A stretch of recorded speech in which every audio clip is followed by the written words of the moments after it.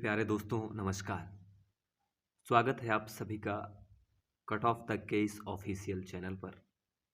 आज के इस एपिसोड में अनुच्छेद 153 और अनुच्छेद 155 को समझेंगे। डिटेल्स में जाने से पहले एक बात देखते हैं कि आखिर अनुच्छेद 153 और अनुच्छेद 155 में क्या लिखा हुआ है। अनुच्छेद 153 में प्रावधान किया गया है कि प्रत्येक राज्य के लिए एक राज्यपाल होगा और अनुच्छेद 155 में कहा गया है कि किसी राज्य के राज्यपाल की नियुक्ति राष्ट्रपति द्वारा उसके हस्ताक्षर और मुहर से लगे वारंट के द्वारा की जाए।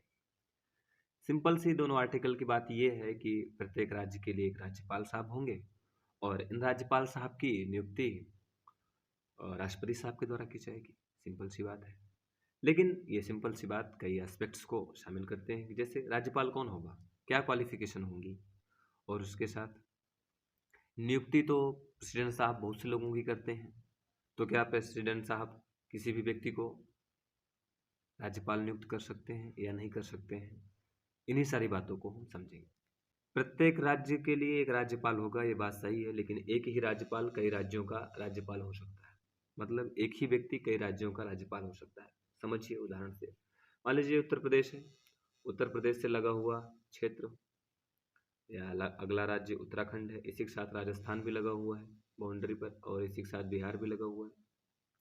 तो हो सकता है कि भारत सरकार यूपी के राज्यपाल को यह कार्य दे दे कि डियर गवर्नर साहब, आप को हम अपॉइंट करते हैं राज्यपाल के रूप में, और आप राज्यपाल रहेंगे यूपी के भी और उत्तराखंड के भी और राजस्थान के भी, बिहार के भी। तो राज्यपाल साहब प्रत्येक राज्य के लिए तो हो गए, लेकिन एक ही व्यक्ति है। तो सिंपल सी बात यह है कि एक ही व्यक्ति कई राज्यों का राज्यपाल हो सकते हैं। नेक्स्ट समझते हैं कि राज्यपाल की नियुक्ति प्रेसिडेंट साहब के द्वारा की जाती है, लेकिन इसका मतलब यह है कि राष्ट्रपति साहब का चुनाव नहीं होता, ना प्रत्यक्ष ना अप्रत्यक्ष। और किससे बनाया जाएगा राज्यपाल? तो राज्यपाल बनने के लिए, गवर्नर बनने के लिए कुछ क्वालिफिकेशंस को संविधान में लिखा गया है। जैसे उन्हें भारत का नागरिक होना चाहिए, बिना भारत के नागरिक हुए तो आप रह नहीं सकते, तो सदाबहार क्वालिफिकेशन है। दूसरा पॉइंट ये है कि उनकी एज कितनी होनी चाहिए, तो एज को लेकर बात है कि उनकी 35 ईयर एज होनी चाहिए। कोई भी व्यक्ति जिसकी आयु 35 वर्ष है, राष्ट्रपति साहब उसको गवर्नर बना सकते हैं।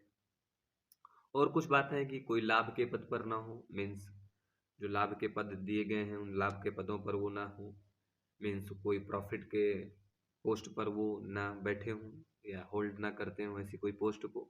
इसी के साथ वो सांसद ना हो, विधायक ना हो, या फिर प्रधानमंत्री ना हो, या कोई आईएएस ऑफिसर ना हो।